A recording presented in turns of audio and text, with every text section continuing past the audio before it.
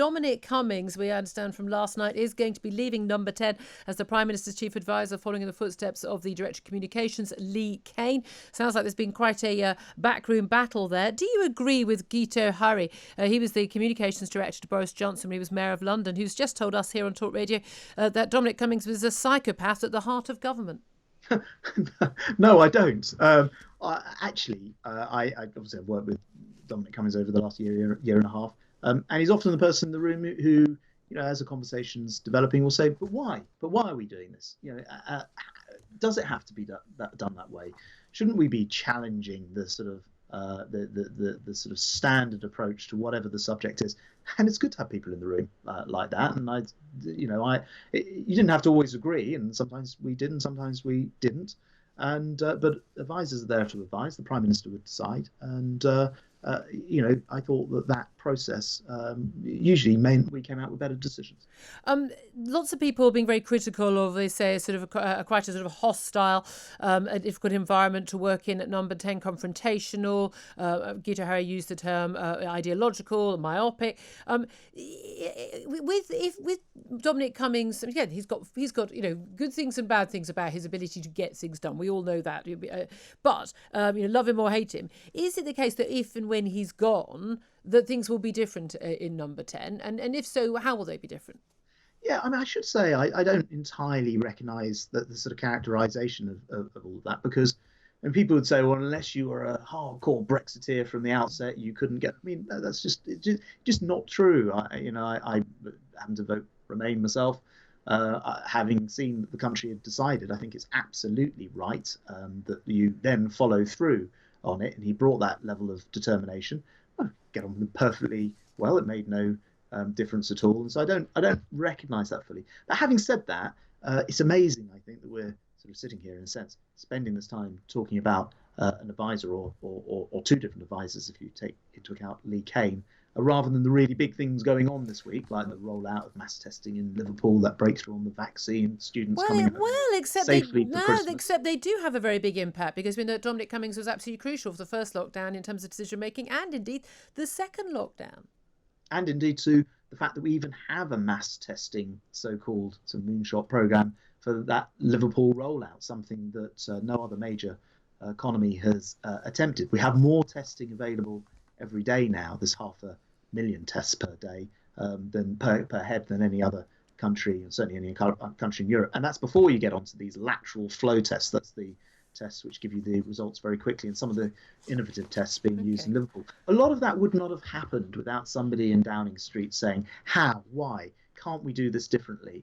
And that's sort of shaking things up. So, I think there's been a lot of real world value to all of that. But I do also think, there are a lot of other things happening, and we shouldn't absolutely. Allow that let's talk about other things happening. The highest daily figure for positive coronavirus tests recorded yesterday, 33,470. It was a 50% jump on the day before. And usually we had Alok Sharma, business secretary, during the press conference at Number 10 last night. First time I've ever heard a minister actually sort of talking down those numbers, looking at 7-day averages, trying not to sort of big them up for justifying things for bringing in more lockdowns. We've had quite a big change of pace. To what do we attribute the fact that there are suddenly 33,000 coronavirus new infections in one day? Well, yeah, this, remember back in September when the chief medical officer and chief scientific advisor did that press conference and said, if we don't change things, we will see numbers rise. And a lot of people said that wasn't going to be the case. Well, of course it is. Night follows day. When people are in contact with each other, that is how this virus spreads. And as long as the R rate, the reproductive rate, is above 1, the numbers will carry on going up. That is a fact. I think the point that Alok Sharma was making last night was that we just will need to see a few more days before we assume that is the total trend. People had been commenting in the few days beforehand, that the week beforehand perhaps, that things were looking much flatter in terms of... People weren't commenting. The data was showing that infection rates were going down.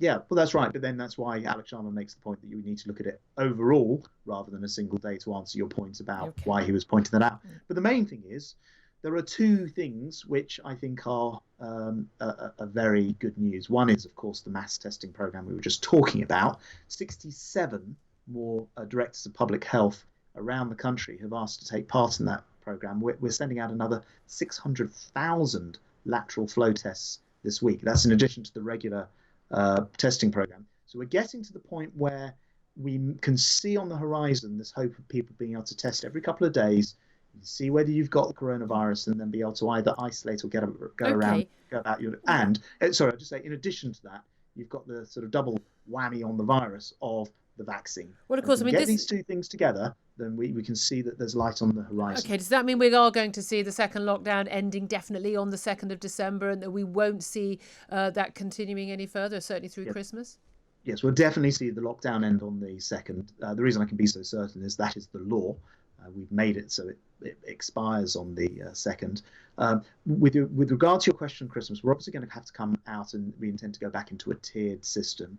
This depends on the way that millions of us behave, of course. If we make sure that we adhere to the social distancing, where there are tests available and some of this mass testing, if we take those tests, if we are sensible, then we hope to be able to be in a position where by Christmas we can get families in some form or other. It will be limited. It won't be the usual Christmas. It's going to be very different in 2020, but hopefully be able to get some families together. Okay. But it's a big but.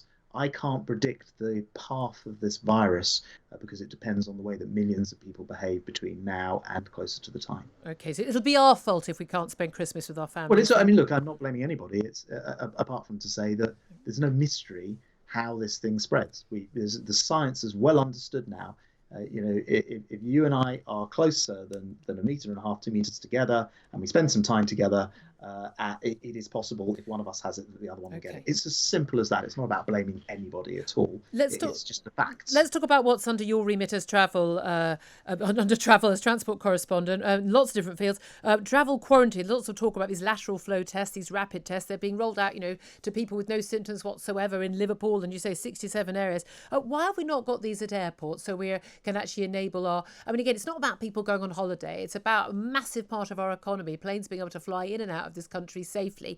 Why are we not using these tests at airports on a mass scale? Yes. So to be clear, what you do and don't find out from a test, if you were to, on day 0, when someone gets back to an airport, test people, remember, of course, that if you're flying, you must already be asymptomatic. You shouldn't have any. If you think you've got coronavirus, you must not fly. That's the law.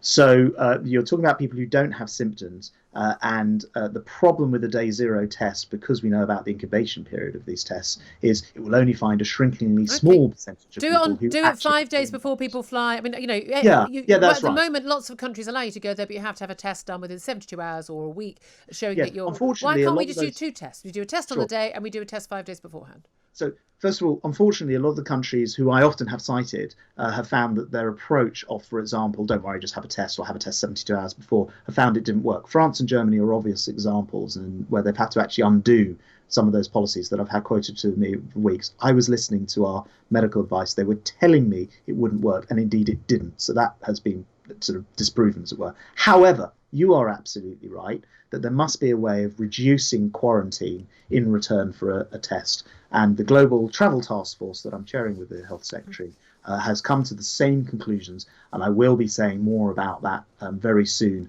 as we line up the testing capacity, which we need from the private sector, and for passengers to pay for those tests, in return for a reduced period of quarantine. And I'll be saying more about that. I hope you'll have me on your show. Always, Grant Shapps. So also, let's talk about the travel that most people do, travelling around their local area. Today, you're announcing a further £175 million to create safe space for cycling and walking. Now, we know we can't magic up new sections of road. This is taking away roads that are normally used for cars and other automobiles. Certainly in my area, and I know many other people arguing about, actually, it's all very nice closing off roads and narrowing things and letting people cycle lanes, but it does mean you end up with solid traffic, arterial routes down to one lane across the large swathes of certainly London and many other cities. You're told that this has got lots of public support, but are we sure it has public support? Because round my way, it certainly doesn't. Yeah, it doesn't have public support when it's done badly. And you mentioned round your way. Also, around my way, I had a scheme which was appallingly done and was quickly reversed in a village called Welwyn. So you're right. It has to be done right. And it's also the case that we've gone out and spoken to people in proper opinion polling. 8 out of 10 people support measures to reduce road traffic in their neighbourhoods. 2/3 of people are keen to have more space for walking and cycling. But in order to make sure that we get the right kind of schemes in place, I put in place a whole series of checks that the local authorities will now have to go through. I mean, number one, they must consult on it. Some of the problems we had before were them just rushing to put things in which weren't consulted on. They'll have to present evidence. They'll have to have a monitoring period, 6 to 12 months, and be prepared to remove things which don't work. But it isn't the case that it always takes up road space. There are also things like cycle paths, people's ability to get from one place to another. Most journeys in towns are less than 2 miles. So walking and cycling is not only good because it reduces traffic, it's also good for people's health. So let's do this sensibly, and that's what I'm trying to do with this 175 million. You walk 2 miles. You walk 2 miles in the rain wearing high heels, Grant Shapps, and we'll see how carrying heavy shopping, delivering 2 children to school, and you'll probably see it's not quite as easy as you think. No, look, I accept it's not, and I'm not.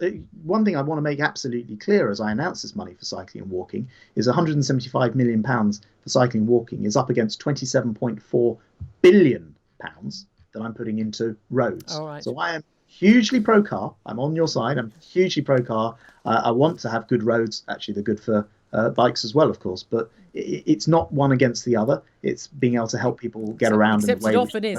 Let's talk about one against each other. Final topic, Stonehenge. You finally, after many, many years of wrangling, huge upset for a lot of people, approved the Stonehenge tunnel, almost £2 billion of the A303 being widened to a dual carriageway and placed beneath the World Heritage Site of Stonehenge. It's caused an absolute uproar. I have to say, I struggle to understand what the issue is in terms of the harm to the landscape, but I do struggle to understand why you're having a single lane road that's going to stay pretty much a single lane road, a single lane carriageway, virtually the entire way, apart from under the tunnel. Why on earth you're not making it? I mean, I would argue against this on the basis that you're not doing it enough. You're not going far enough. Why are you not having a dual carriageway to actually link Cornwall, Devon, everyone to our capital city with better transport links?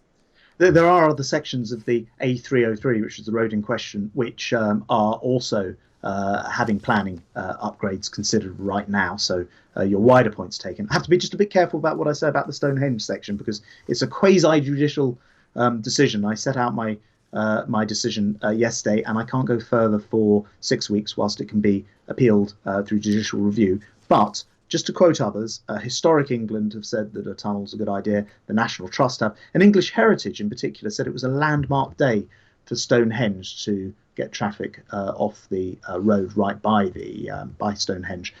So I best not comment further. But I note your thoughts on the subject, and it is the case the A303 is being expanded in other areas. All right, we'll have to leave it there. Way over time. Always good to talk to you, Grant Shapps, Transport Secretary.